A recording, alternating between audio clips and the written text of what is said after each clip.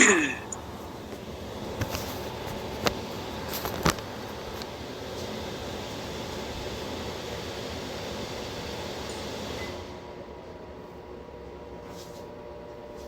everyone see my screen? Thumbs up. Well, good morning. Welcome to our office hours for the Office of Learning Recovery. Again, today's session will be recorded, and the fact sheet with follow-up answers to questions in the chat will be developed for CAOs and superintendents and district leadership programs.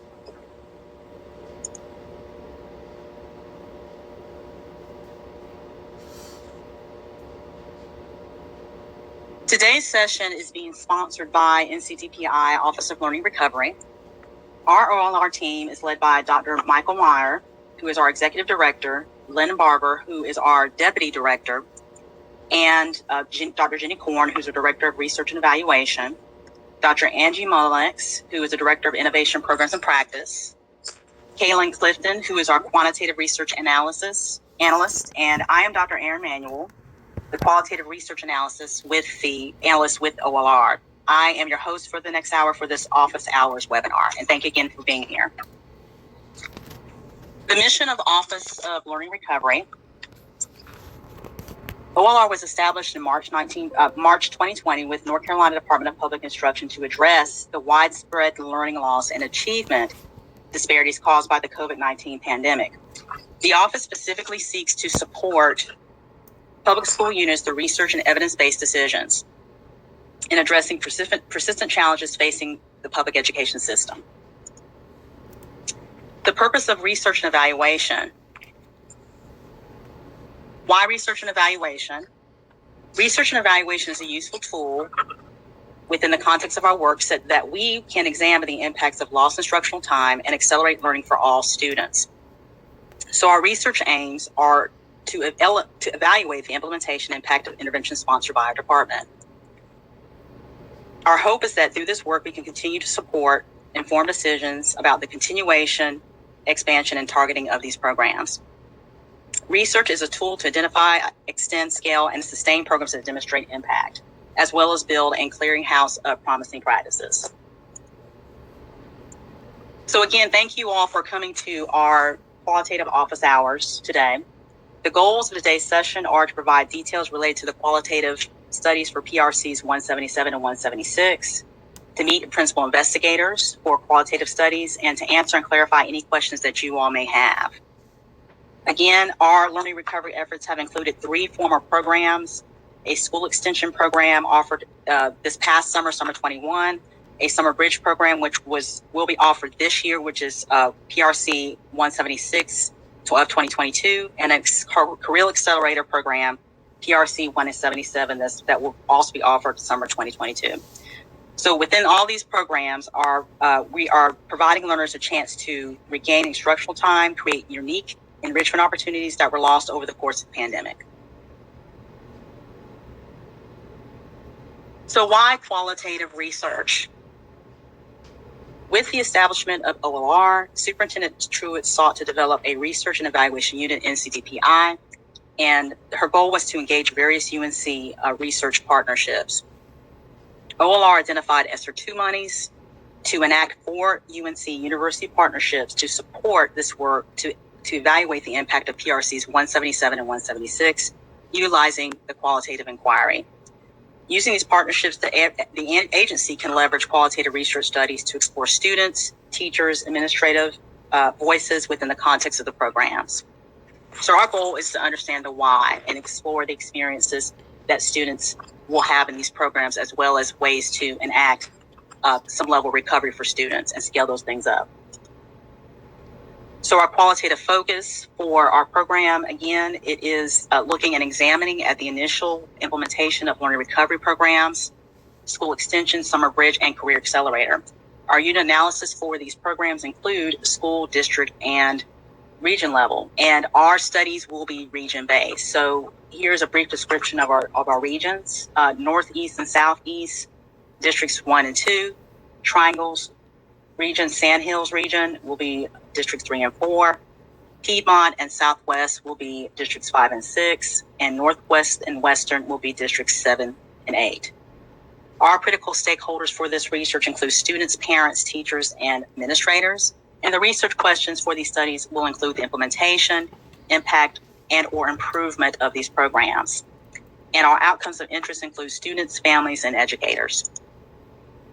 This is just a brief overview and summary of across the projects. It's just an Excel spreadsheet that we created within our department. And listed, we have our research partners here on the left-hand column.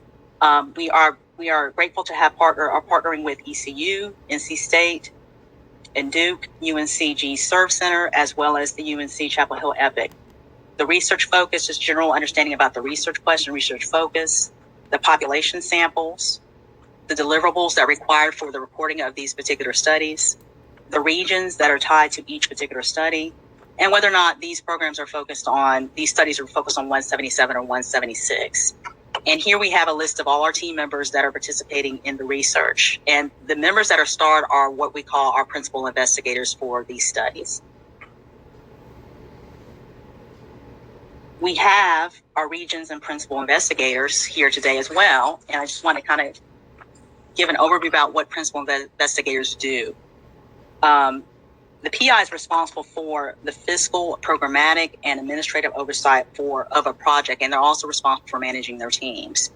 PIs are expected to be responsible, they are expected to be stewards of public resources, and they are expected to be dedicated to advancing knowledge and maintaining the highest standards of conduct in research. So our PI for ECU is Dr. Kristen Cuthrell. Our PI for NC State and Duke is Dr. Sean Kellogg and Dr. Jessica Spierling. UNCG Serve Center is Dr. Victoria Cole, and Dr. Brian Hutchinson. And UNC Chapel Hill EPIC is Dr. Julie T. Marks. Just some general facts about the qualitative studies. The qualitative studies will occur in a series of phases. And today I'm going to talk about the first two phases of the qualitative projects. The first phase is called the site selection. This will occur according to our calendar beginning in April through May. So what that means is that the principal investigators will identify site selection based on the goal and aims of the research and the specific populations that are being studied. So you will hear from the principal investigators usually through an email, and they most likely will follow up with a phone call. The PIs will communicate to superintendents and their designees for programs to seek approval and support for the studies. Districts will be given what is called informed consent before their participation. And informed consent means that it is a voluntary agreement regarding a role a person will play in the research study after they are fully informed. So in terms of this, what does this mean for districts? Again, we want your support. We want to be good partners with you all in terms of looking and examining the broader aspects of learning recovery across the state. So again, only Pacific districts within each region will be selected to participate in the qualitative studies. It is not required for districts to participate in the qualitative studies, but we love your support. The selected districts will be contacted by the principal investigator, again by email, and follow up with a phone call to discuss the research project aims, answering questions, and potential sites within programs 177 and 176. Again, that involves informed consent. The goal is to build the rapport, to build the trust and the credibility with districts and schools and participants within this particular phase of the research. The second phase is what I would like to call the data collection phase. The qualitative studies for these programs are mostly case studies. And case studies mean that it is basically a in-depth investigation of a single individual, group, or event. And traditionally, they're done within a scope of time. They're bound by a unit. So these are case studies, and most of the data collection will be conducted in phases, like I mentioned before, and according to the program site schedules. So the researchers on site will work with these districts to work within the scope of their schedules.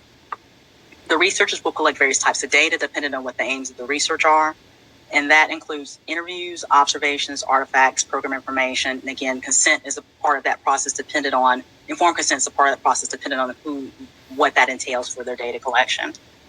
Principal investigators work closely with the sites and research teams to establish viable and appropriate data collection schedules. So you will hear from them and you work in partnership to determine what that looks like once you agree to participate in the studies. Our goal is not to create burdens on sites and to be a good partner with you in terms of this research. Just some general things to keep in mind as you all are hearing from researchers in terms of working within your districts and working on site. It's always good to develop a communication plan for your staff and participants. So things to kind of think about, just kind of keep on your radar. And this is particularly to our CAOs, our superintendents, program directors, principals. The recommendation is to develop a communication plan. And again, our researchers are very open to getting feedback to help to understand what that could look like in the scope of your districts. So again, keep in mind communicating to your staff about the study, communicating to students about the study, and communication to families about the study. A lot of this will be taken care of with the informed consent process, but it never hurts to really make sure that you're transparent about research being conducted on your sites or on your campuses. Some other things to consider as you work with research teams is to think about secure places for researchers to conduct interviews and focus groups, depending on how they're collecting their data. That's very important. Again, the data will be securely stored by research teams. And when you talk to your research groups, they will give you a better understanding about what types of things they would need support from you on. Again, the goal is to be transparent. Expect follow-up communication from researchers about progression of the study. And that's what we call reciprocity. And expect some things on their end to be produced to help support your understanding of where the phases of research are.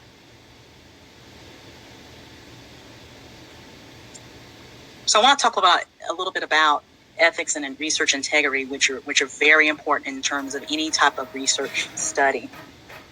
It's essential that researchers understand the importance of ethical standards and comply with the standards before, during, and after the phases of their study.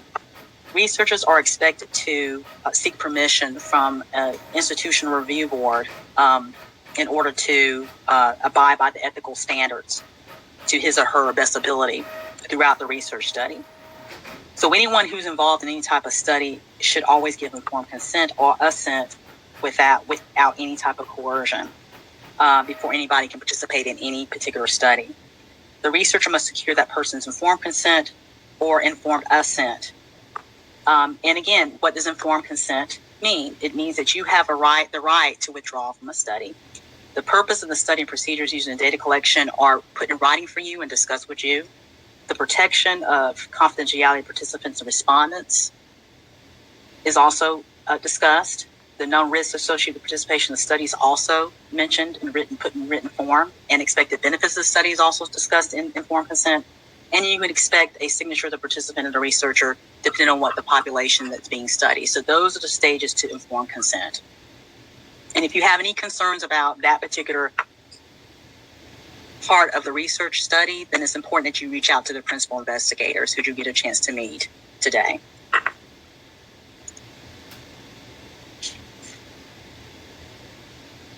General facts, again, about ethics and integrity. So what types of things will our researchers do in the field to make sure that ethics and research integrity are upheld in the process?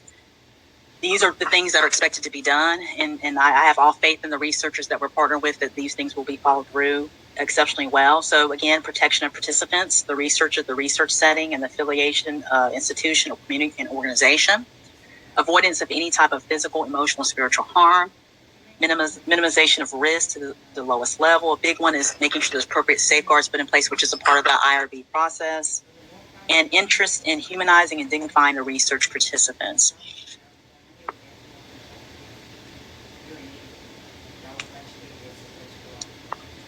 Again, a few other things that we will discuss today in terms of ethics and research integrity. We will respect the participants that are involved in the study. And that means understanding their rights, their cultures, worldview, and the setting.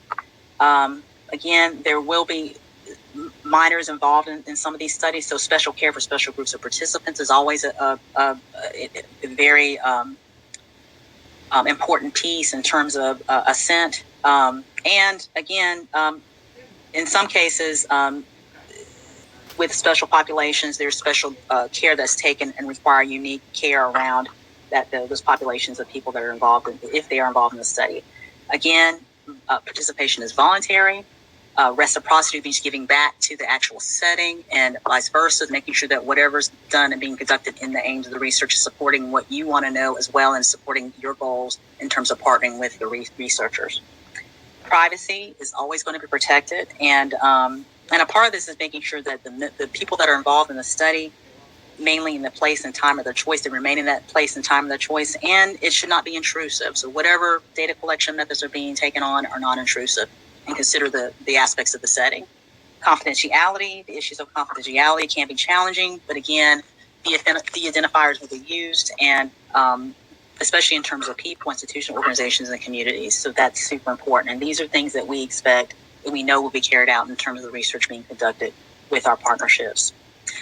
So all the time that you all been waiting for, I just want to take an opportunity to thank our university partnerships being here today. And during this brief overview, I just would like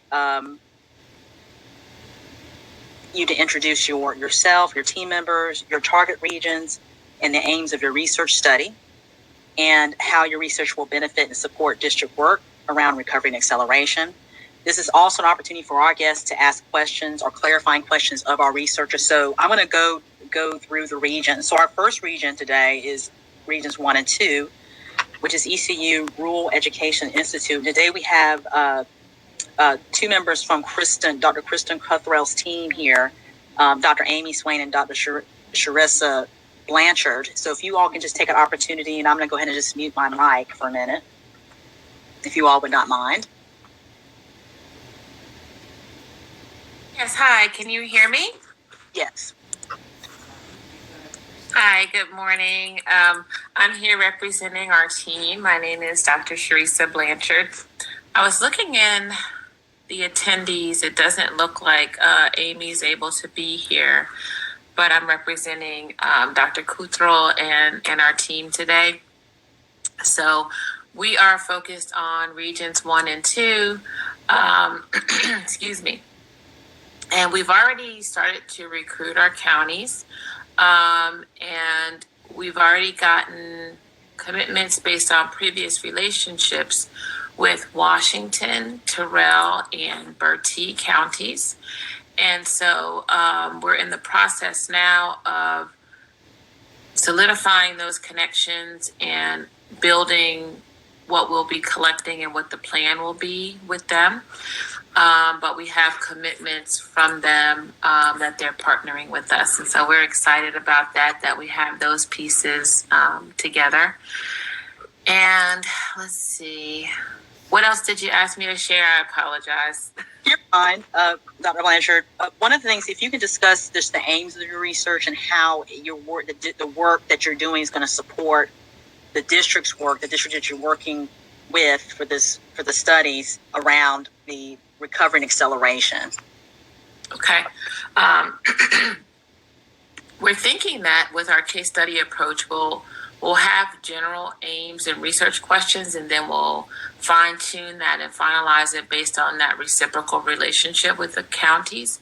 But our overarching research question is, to what extent does school extension programming in a rural context impact student learning and school engagement? And we're looking forward to being able to get perspectives from students, from families, from educators, and from administrators to help answer that research question. And we're hoping that the districts will be able to help us to figure out any other information that they would like to receive as part of this process. Absolutely. Thank you. And thank you for sharing where you all are at with your particular research phase. So I'm glad to hear that you all have developed those partnerships and moving forward in the research. So thank you, Dr. Blanchard. Thank you. All right. Our next regions will be regions 3 and 4. And we have from the Friday Institute, Dr. Sean Kellogg, and from Duke, Dr. Jessica Sperling. Hey, well, good. I guess it's still morning, so good morning, everyone. It's still morning, technically, I guess, and for 8 more minutes. I'm Sean Kellogg. I'm the Director of Program Evaluation and Educational Research at the Friday Institute. We're part of North Carolina State University, part of the College of Education, and I want to introduce my partner, Jess Sperling from Duke. And I'm going to go ahead and share my screen. We just have a couple slides, but I promise this will not take very long. All right, so let me swap over to my slides if I can find them. And forgive me, I am still getting used to Cisco WebEx meetings. And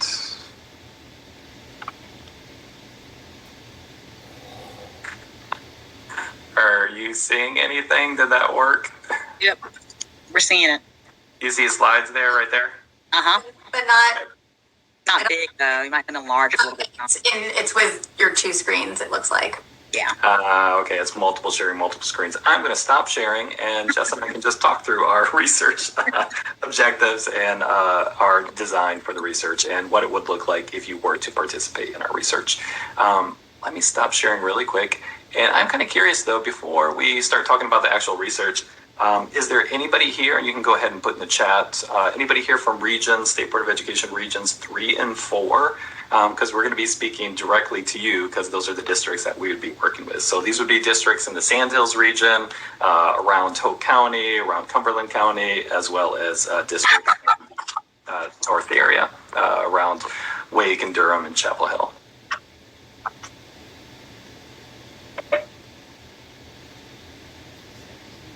Forgive me, it's still sharing. I have stopped sharing now.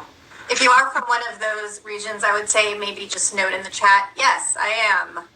It would help us to know more specifically who we should be not speaking to or speaking to everyone, but who we should be having in mind most closely. But Jess, do you mind talking about our research goals, and then I'll follow up with sort of the research design and what it would look like if you participate? That is exactly the plan. So, broadly speaking, what are our research goals? We're really focused on implementation, right? So one is understanding the implementation approaches of different PSUs, different schools, different districts, knowing that there's a lot that one could focus on in terms of summer learning, which is our focus, right, in summer learning. So understanding what implementation actually looks like in design and in practice, examining impacts in terms of academic outcomes, but also non-academic cognitive outcomes that are really important to all of us. Identifying factors that support or impede success. And we're talking here about success in implementation and success in the effect that we might like to see. And then sharing findings back with our community. And in terms of additional context, I'll note that our intent is to learn from you. We are not looking to see who wins or loses or anything like that. We know this is tricky and we know this is challenging, and we want to understand the particular challenges you're facing, the ways that you've determined or decided or found to address those, and elevate the strengths and the learnings that you all have on a regular basis, so we can use that to inform what we're all doing, and where you're having challenges, we can work together to identify solutions. So I just want to note that really strength-based, asset-based, and supportive intent of our work. And I'll pass it over to Sean. Yeah, and like Erin mentioned earlier, reciprocity is an important aspect of our research as well. So one of our main goals will be sharing back the information that you provide us and consolidating it and synthesizing some of it, so you too can kind of see, like, within your own district, but also across the district and other regions, like, what are some of these approaches to summer programs that seem to be especially effective. Because if it's something is working really well, let's say in Hope County, for example, where I used to teach, like, we want to spread the love, we want to spread the good, and if someone's working really well, we want to try to implement that in other settings as well. So Jess talked about the goals. I'm going to talk a little bit about, like, what the actual study would kind of look like. Basically, what we're doing is going to take place in 4 phases. Phase 1 and Phase 2 are very similar to what Erin talked about earlier in the presentation about site selection and participant selection. Phase 1 actually really is about helping us we're using pre-post assessments that were administered during the summer extension programs from last year. And we're also using the applications from the summer extension programs from last year to take a look at like how programs went, what they actually did in terms of what they described in the applications, and based on, just for now, the pre-post assessments that they administered as part of those programs, which schools within districts seem to be doing exceptionally well as just a starting point for us to figure out this school's doing something right according to these assessment outcomes. Let's go in and take a look at what they're doing. And also let's take a look at some of the things that are not being captured on these pre-post assessments that we know are working really well for students. So that's kind of phase one. And from there, what we've already done is we've effectively completed phase one, and now we're moving into phase two. We've identified a number of districts as well as a number of schools within each districts that we want to really kind of talk to and figure out like what's going on the ground within these schools. So we can kind of understand like why some of these schools seem to be doing exceptionally well. Is it aspects of, for example, logistics? Is it something with the resources that they're using? Do they have like super effective teachers? So we're going to try to figure that out next. And in order to do that, like Aaron mentioned earlier in the presentation, we're going to be reaching out to first of all, our points of contacts for the summer programs, which we've already done, and we'll probably be following up with some central office leadership as well, just to explain the program a little bit more and ideally encourage them and convince them that it's worth participating in this research because there's so much that we're going to learn about it. After we do that, after we talk with some of these districts, we're going to gather information, and from there, that's going to help us narrow down a set of schools within Regions 3 and 4 to do, like Aaron said earlier, a deep dive, some case studies within these schools to really see it in person and to talk to the participants and talk to the leaders of the program and talk to the teachers and the parents and figure out like what's going on. And then finally in phase 4, we're going to take all this information that we gathered in the spring and all this information that we gathered in the summer and report that back out to Department of Public Instruction, report that back out to schools, and then disseminate this information more broadly as well. Jess, is there anything I missed so far? No, I think that we've covered it to a good degree, and I'm just really excited to be able to, again, learn sort of from you, think about what's appropriate in what context, how and why, and share that back with everyone so we can do what we're doing better.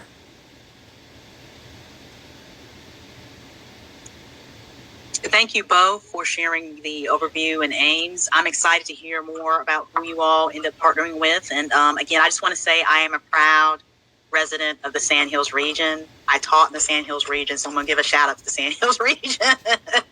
So thank you all both, and I'm very excited about the outcomes of your research. Our next region is Regions 5 and 6, UNCG serve with Dr. Victoria Cole and Dr. Brian Hutchison. I think Dr. Victoria Cole is here with us today. I am. Thank you. I don't have slides, so I'll try and talk through this. We actually selected, I have two partners, Brian Hutchins and I have Jessica in my head. Laura Rossoff, I think several people know Laura. And so the three of us are actually looking at the Career Accelerator Program. And so our focus is mostly on middle school and high school. And what we'd like to do at this point is we are taking a really broad overview of all the districts that applied in Regions 5 and 6. And then we're combing through the data to kind of look for different dimensions of the program. How the program is planned, how it the district proposed carrying out their project. We're looking at things like curriculum, the program structure,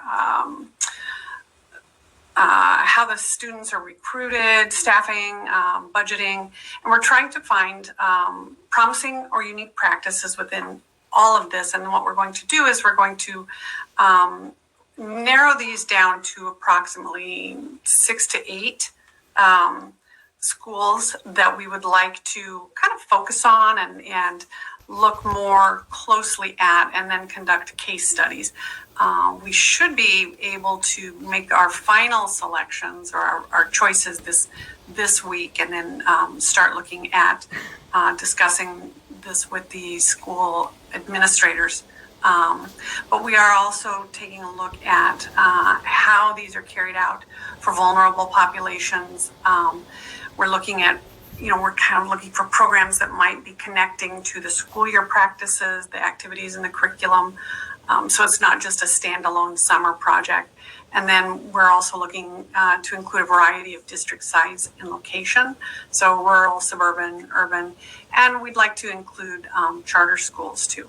So we're really casting a broad net and then kind of comparing and finding programs that are unique but have, we'd like to emphasize the student voices and the voices of the people and teachers and students who are participating. And so that's, in a nutshell, what we are doing. Thank you, Dr. Cole, for providing an overview, and we're really excited to see what the outcomes are and see what the net brings back, what the net's going to bring back. We're going to see what the net's going to bring back. Right now, the net just keeps bringing back all 36, cast it back out and bring all of them back in. So, our next region and our last regions are 7 and 8. UNC Chapel Hill Epic, and our principal investigator is Dr. Julie Marks, and she's partnered with Dogwood Trust. I'm officially the first to say good afternoon. So we're working, or aiming to work with I should have introduced myself. So Julie Marks, I'm the Program Evaluation Director and Senior Research Associate at the Education Policy Initiative of Carolina, EPIC. We're housed in the Department of Public Policy at UNC Chapel Hill. I'm joined by my co-investigator who, no judgment, is a senior quantitative researcher and research associate professor. She's a great asset to the project. She's involved in another large-scale study with the Office of Learning Recovery, and also brought our partner, Dogwood Health Trust, along for this ride. And so we are very grateful to have them as a community partner, as they've helped open doors to the majority of the districts we're hoping to work with. And so what that looks like is 10 districts in the western region of the state with 1 to 2 high schools per district. We're really eager and interested to learn about, what this looks like in some of the smaller rural regions, which we know have some unique challenges when it comes to getting students to school, geographically, social demographically.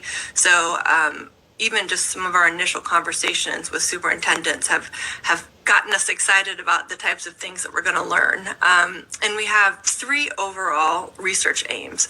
And I think hopefully I said high schools. Just high schools is what we're focusing on now. 3 research aims. The first is, how are the summer learning programs implemented in high schools in the western region of the state?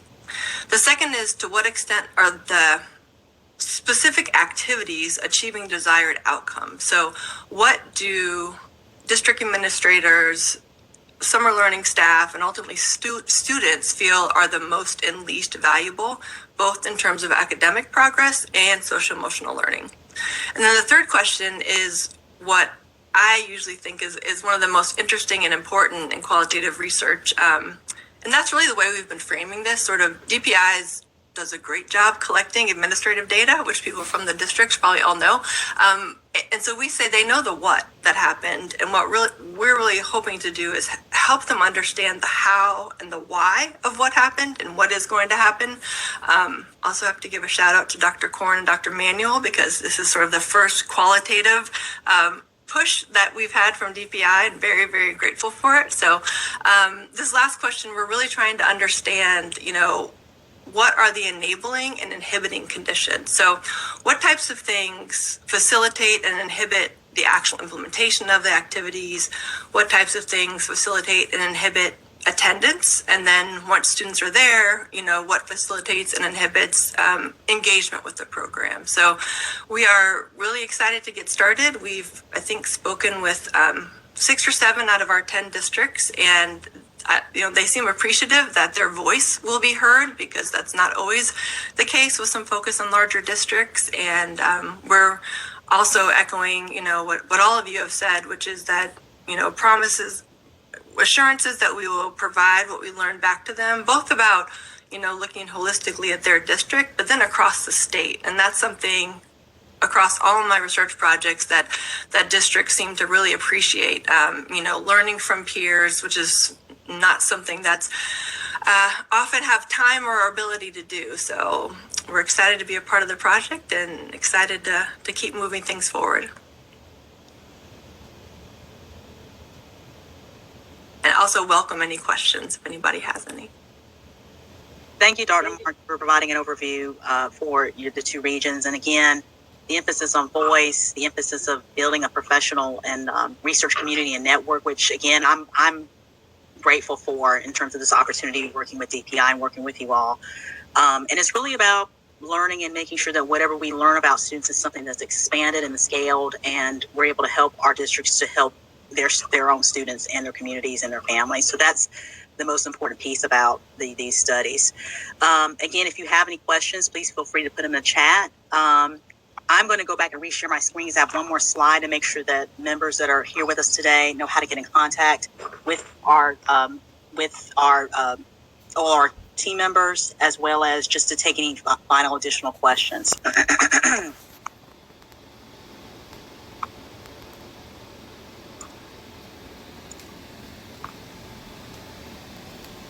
Can everyone see my screen, my last screen? So again, here is my contact information. Again, my name is Dr. Erin Manuel, and I'm a qualitative research analyst at the Office of Learning, Recovery, and Acceleration. And my email here is listed below, along with my number.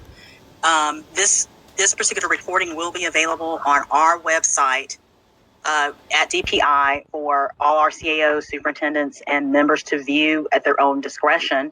Again, we appreciate you all sharing your time with the OLR team and our UNC system partners. Thank you all for being here today. If you have any follow-up questions or concerns, please feel free to contact me or any member today who has presented an overview of the research. We're hoping that the information shared with you all will provide further insight about our qualitative research work this summer, and we look forward to partnering with you in the future. And thank you for attending our event this morning. We hope to see you all in your districts this summer. We hope. So again, if we have any other questions in the chat, I will wait around a few minutes. If we have any other questions or leading questions for our research participants today, our research partners today. Stop sharing my screen.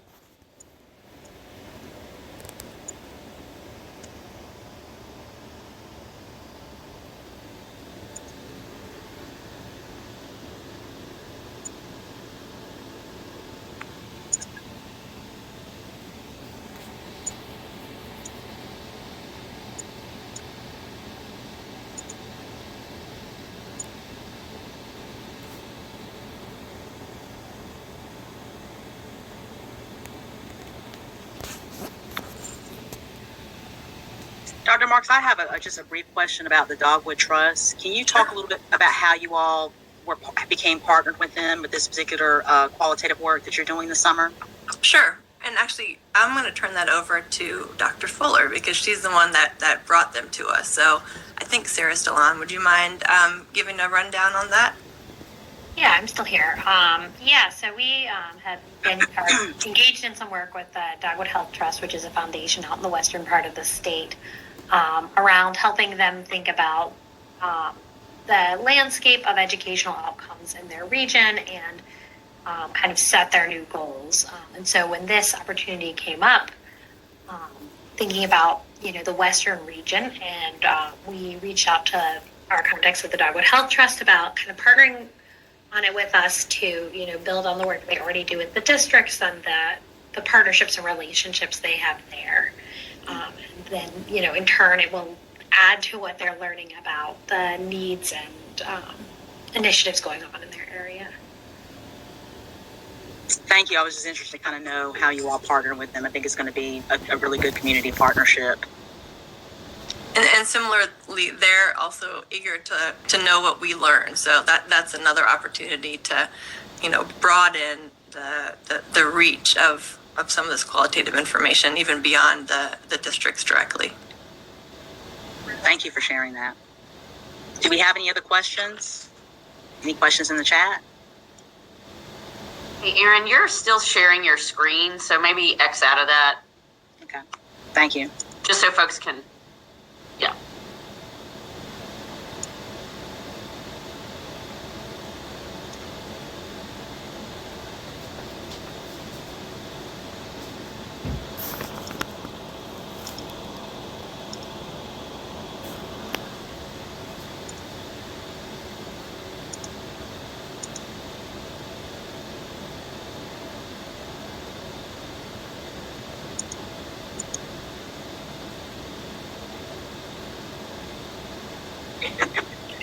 If you want, I can take Cynthia's question because the first answer is, I know it's a little different for every study, but what we have already begun contacting the school districts because we do hope to collect some data this spring, which looks like an interview with district leads and then a focus group with staff that were involved in the summer learning programs in 2021.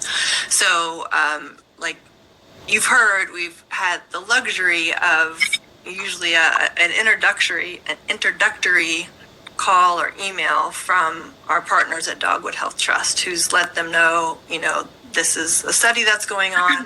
You'll be hearing from somebody at Epic. And then I would send an email and reach out to usually it's the superintendent, and they are the ones who bring in, the director of the summer learning programs. We set up a phone call where myself and Sarah usually give a little broader overview of the project, really get into specifics of what the data collection will look like, give them an opportunity to ask some questions, and then from there, if they agree to participate, they direct us to who we need to be in touch with to schedule and kind of go from there. Hopefully that answers what you're asking, and others. Turn it over to you in terms of what that looks like. Thank you, Dr. Marks, for answering that question. Are there any more questions in the chat?